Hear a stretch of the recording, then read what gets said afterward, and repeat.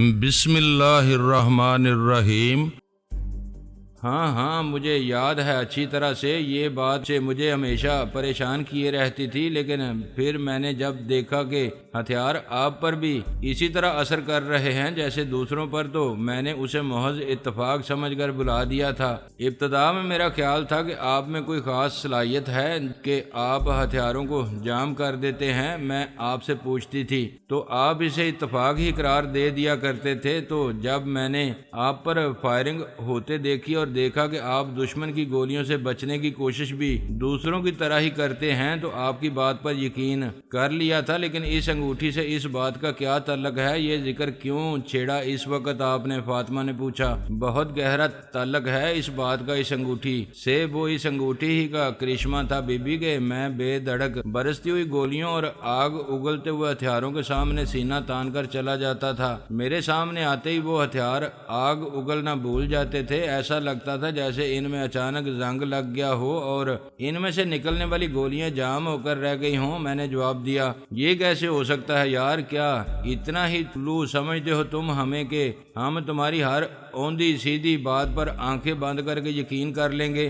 ایک انگوٹھی کی وجہ سے ہتھیار جام ہو جائیں، تصور تو بہت اچھا پیش کیا ہے تم نے، مگر افسوس یہ ہے کہ ایسا ہونا ممکن نہیں ہے کسی طرح بھی۔ انگوٹھی کے بجائے اگر تم کہتے کہ ایسا کوئی تعویذ تھا تمہارے پاس تو میں شاید یقین کر لیتا۔ شرافت علی بولا، نہ کر یار تو یقین، میری بات پر فردوسی بیگم کو آ جانے دے۔ اگر وہ انگوٹھی وہی ہوئی تو پھر دیکھوں گا کیسے یقین نہیں کرے گا، تیرے تو ہوش اڑ جائیں گے۔ اس کی جادوگری دیکھ کر ایسی باتیں کرنا بھول جائے گا تو۔ میں نے اس کا مضاحکہ اڑاتے ہوئے کہا، بھائی جان سچی بات ہے، یقین تو مجھے بھی نہیں آ رہا ہے آپ کی اس بات پر۔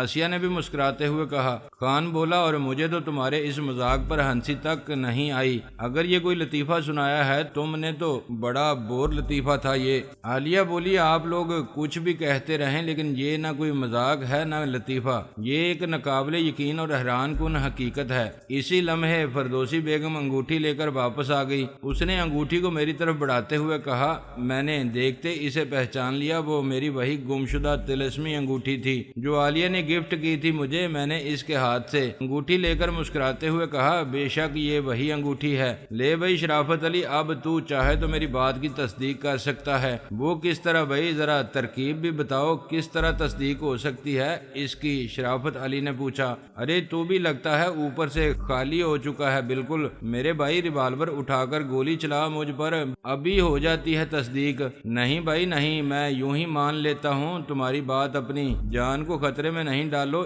اتنی سی بات کے لیے۔ وہ بولا، میں مذاق نہیں کر رہا ہوں اور نہ ہی خودکشی کرنے کا شوق ہے مجھے، تم بے فکر ہو کر گولی چلاؤ اگر ریوالور یہ کام کر سکے تو۔ میں نے کہا۔ انور کمال بولا، جیلانی بھائی ایسی باتیں نہ کریں، ابھی ہمیں ضرورت ہے آپ کی زندگی کی، اتنی سستی چیز نہیں ہوتی کہ اسے اتنی چھوٹی سی بات کے لیے ضائع کر دیا جائے۔ آپ ایک انہونی بات کو منوانے کے لیے اس قدر سنجیدہ ہو گئے ہیں، یہ تو کمال ہی کر رہے ہیں آپ۔ میں نے کہا، اوے یار کیسے بے اعتبارے لوگ ہو تم، میں کہہ رہا ہوں ایک بات پورے یقین اور اعتماد کے ساتھ، اور تم لوگوں کی سمجھ میں ہی نہیں آ رہا کچھ۔ او یارو، اگر میں جھوٹا ہوں تو آزما لینے میں کیا حرج ہے؟ آخر ایسا الو کیوں سمجھ رہے ہو تم لوگ مجھے؟ عالیہ مسکراتے ہوئے اپنی جگہ سے اٹھتے ہوئے بولی، اصل میں انہیں یہ خوف ہے جیلانی کہ تم کو نقصان نہ پہنچ جائے کہیں۔ پھر اس نے شرافت علی کی طرف ہاتھ بڑھا کر کہا، لاؤ یہ ریوالور مجھے دو،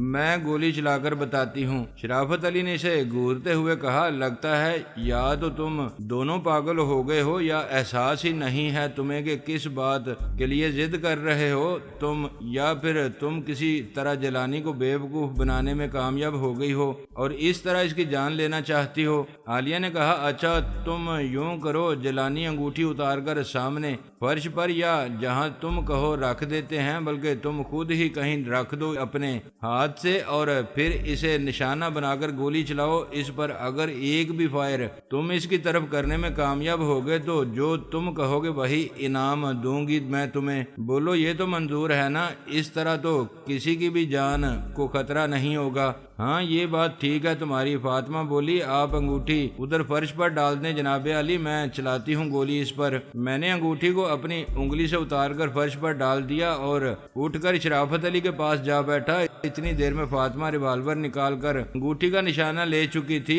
میرے ادھر آتے ہی اس نے لبلبی دبا دی اور پھر وہ مسلسل بار بار لبلبی دباتی چلی گئی، مگر ریوالور سے ایک بھی گولی برآمد نہ ہو سکی۔ اس نے حیرت سے آنکھیں پھاڑ کر مجھے دیکھا، پھر ریوالور کا چیمبر کھول کر اسے دیکھا۔ ریوالور گولیوں سے بھرا ہوا تھا، چیمبر کا ایک بھی خانہ خالی نہیں تھا۔ اس نے گولیاں اپنی ہتھیلی پر الٹ کر خالی چیمبر اور ریوالور کی نال کو اچھی طرح چیک کرنے کے بعد اسے دوبارہ لوڈ کیا اور اس پر سائلنسر چڑھا کر انگوٹھی کے مخالف سمت میں فائر کیا۔ گولی نکل کر سامنے کی دیوار پر لگی اور وہاں سے پلستر اکھڑ کر نیچے گر گیا۔ اس نے فوراً ہی پلٹ کر اس طرف فائر کرنے کی کوشش کی جہاں انگوٹھی پڑی تھی۔ ریوالور نے ایک بار پھر گولی اگلنے سے انکار کر دیا۔ وہ حیرت سے کبھی مجھے اور کبھی اس انگوٹھی کو دیکھتی تھی اور بار بار اس پر گولی چلانے کی کوشش کرتی تھی، لیکن ایک بار بھی کامیاب نہیں ہو سکی تھی۔ وہ عالیہ نے اس کی ناکامی پر ہلکا سا کہکہا لگانے کے بعد کہا، بیکار ہے مس الزبتھ، تم اس پر فائر نہیں کر سکو گی، ہار مان لو اپنی۔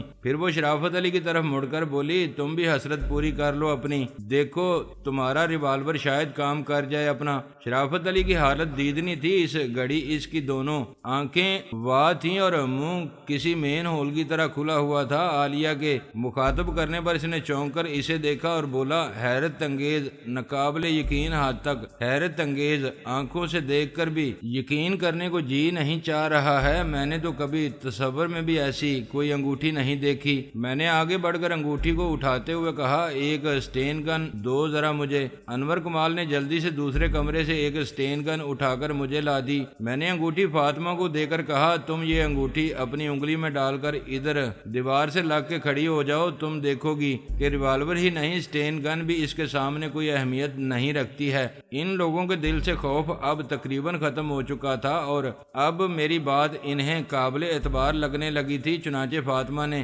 بے جھجک انگلی میں انگوٹھی ڈال لی اور جا کر دیوار کے ساتھ پشت لگا کر کھڑی ہو گئی۔ میں نے سٹین گن اس کی طرف سیدھی کر کے اس کی لبلبی دبانا شروع کی، لیکن نتیجہ وہی نکلا، سٹین گن سے ایک بھی گولی نہیں نکل سکی۔ میں نے سٹین گن شرافت علی کی طرف بڑھا کر کہا، یہ لو اب تم بھی تجربہ کر لو اور بھی جس کا دل چاہے آزما کر دیکھ لے اس انگوٹھی کی کرامات کو۔ باری باری ان سب نے ہی سٹین گن اٹھا کر اپنی سی کوشش کر کے دیکھ لی اور پھر سٹین گن رکھ کر شکست تسلیم کر کے اپنی اپنی جگہ بیٹھ گئے۔ فاطمہ کا چہرہ خوشی سے کھلا پڑ رہا تھا۔ وہ مسرور لہجے میں بولی، یہ تو بڑے کمال کی انگوٹھی ہے جناب علی۔ شرافت علی بولا، اور حیرت انگیز چیز کو کھو کر تمہیں ذرا سا بھی افسوس نہیں ہوا جیلانی؟ کمال آدمی ہو یار تم بھی۔ اب مجھے یاد آیا، ادھر لاکھو لشاری کی حویلی میں تمہیں فائرنگ کے تبادلے کے دوران میں نے کھلے میدان میں نکل کر لاکھو کے آدمیوں پر جھپٹتے ہوئے دیکھا تھا اور کئی موقعوں پر تنی ہوئی رائفلیں تم پر فائر نہیں کر سکی تھیں۔ میں نے تم سے اس کی وجہ بھی جاننا چاہی تھی شاید، مگر اس وقت تم نے مجھے ٹال دیا تھا۔ لیکن حیرت ہے یار، یہ انگوٹھی کس طرح بنائی گئی؟ کیا چیز ہے اس میں ایسی؟ عالیہ نے کہا، اس انگوٹھی کا کمال نہیں ہے بلکہ کمال سارا اس پتھر کا ہے جو اس میں نگینے کی طرح جڑا ہوا ہے۔ یہ پتھر ایک سائنسدان کی دریافت ہے، دریافت نہیں بلکہ ایجاد کہو۔ یہ اس کی ادھر سان فرانسسکو میں ایک سائنسدان ہے جو اپنے علم کو تعمیر کے بجائے تخریب کے لیے استعمال کر رہا ہے۔ ویسے بے شمار ایسے سائنسدان ہیں جنہوں نے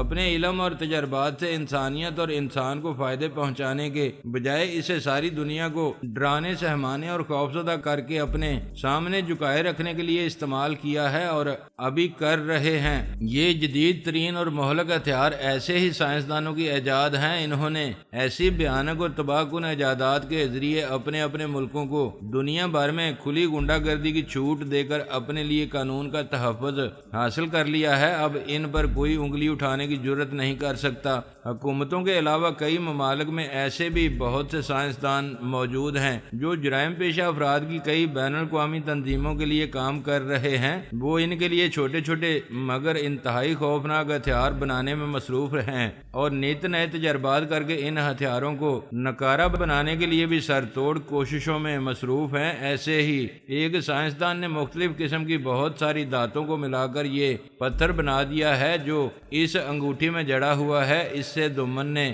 ایک ایسی شفاف اور سخت ترین دھات یا کوئی ایسی چیز بنانے کے لیے کہا تھا جس کو آدمی خول کی طرح اپنے گرد منڈ لے یا اس کا لباس بنا کر پہن لے تو اس پر آگ، پانی، ہوا، گولی یا کوئی بھی چیز اثر نہ کر سکے، جس کے اندر محفوظ رہتے ہوئے آدمی اپنے روزمرہ کے معمولات میں مصروف رہے اور کسی طرف سے کسی بھی طرح کا خطرہ نہ رہے۔ اسے چنانچہ وہ سائنسدان 2 سال کے تجربے اور خطیر رقم خرچ کرنے کے بعد یہ ایک پتھر کے چاند ٹکڑے بنانے میں کامیاب ہو سکا تھا۔ نہ جانے کن دھاتوں کو کئی قسم کی بوٹیوں کے ساتھ ملانے، تپانے، پکانے اور پتہ نہیں کن کن مراحل سے گزارنے کے بعد وہ انہیں اس شکل میں لا سکا تھا۔ اس نے ٹکڑوں کو آگ میں ڈال کر دیکھا، کئی دن دہکتی ہوئی آگ میں پڑے رہنے کے بعد بھی ان میں کوئی تبدیلی نہ آ سکی تو پانی میں ڈال دیا گیا انہیں۔ جب اس کا بھی کوئی اثر نہ ہوا تو انہیں توڑنے کی کوشش کی گئی، مختلف طریقے استعمال کرنے کے بعد انہیں توڑا نہیں جا سکا تو اس نے گولی مار کر ایک پتھر کو توڑنے کا فیصلہ کیا، اور جب اس پر گولی چلانے کی کوشش کی گئی تب یہ انکشاف ہوا کہ ریوالور، اسٹین گن وغیرہ کی نال کا رخ اس کی طرف ہو تو اس نال سے گولی باہر نہیں آ سکتی۔ یہ بات دمن کو معلوم ہوئی تو اس نے وہ پتھر لے کر انہیں انگوٹھیوں میں جڑوا لیا۔ ایک انگوٹھی وہ پہنے رہتا ہے ہر وقت، ایک یہ میری انگلی میں ہے۔ اس نے اپنا بایاں ہاتھ بڑھا کر اس کی درمیانی انگلی میں پڑی ہوئی انگوٹھی دکھائی اور ایک جیلانی کو دے دی تھی میں نے جب یہ سان فرانسسکو میں تھے، اور شاید 2 ایک انگوٹھیاں دمن نے کہیں محفوظ کر رکھی ہیں۔ یہ پتھر حاصل کرنے کے بعد ان کے حوصلے بہت بڑھ گئے ہیں، اب وہ بڑے سے بڑا کام بے دھڑک کر گزرتے ہیں۔ وہ سائنسدان بے انتہا کوشش کے باوجود ابھی تک یہ راز حاصل نہیں کر سکا ہے کہ اس پتھر میں وہ کون سی چیز ہے جس نے اس میں یہ صفت پیدا کی ہے۔ البتہ گزشتہ دنوں وہ اس کا توڑ دریافت کر چکا تھا۔ اس نے ایک ریوالور بنا کر دیا ہے دمن کو جس میں گولی کی جگہ شعاعیں استعمال ہوتی ہیں۔ ٹریگر دباتے ہی روشنی کا ایک جماکہ ہوتا ہے، بالکل کیمروں میں استعمال ہونے والی فلیش گن کے جماکے کی طرح، بس ایک ننھا سا شعلہ لپکتا دکھائی دیتا ہے اس کی طرف جسے نشانہ بنایا جائے اور وہ پل بھر میں جلا ہوا کوئلے کا مجسمہ بن کر رہ جاتا ہے۔ اسی جگہ اس شعلے کو یہ پتھر بے اثر نہیں کر سکتا، البتہ اس پر اس شعلے کا بھی اثر نہیں ہوتا۔ پوری انگوٹھی پانی ہو کر اڑ جاتی ہے اور یہ پتھر زمین پر گر جاتا ہے۔ اس وقت یہ انگارے کی طرح گرم ہوتا ہے لیکن آہستہ آہستہ ٹھنڈا ہو جاتا ہے، لیکن اس سے اس کی کارکردگی میں ذرا بھی فرق نہیں آتا۔ کمال کی چیز بنائی ہے بھائی اس سائنسدان نے یہ واقعی۔ اگر وہ اسے بڑے پیمانے پر بنانے میں کامیاب ہو جائے تو سارے ہتھیار جو اب تک بنائے جا چکے ہیں نکارہ ہو کر رہ جائیں گے۔ شرافت علی نے تحسین امیز انداز میں کہا، ویسے یہ سائنسدان ہوتے بڑے عجیب لوگ ہیں، اتنی اچھی چیز بنا لینے کے بعد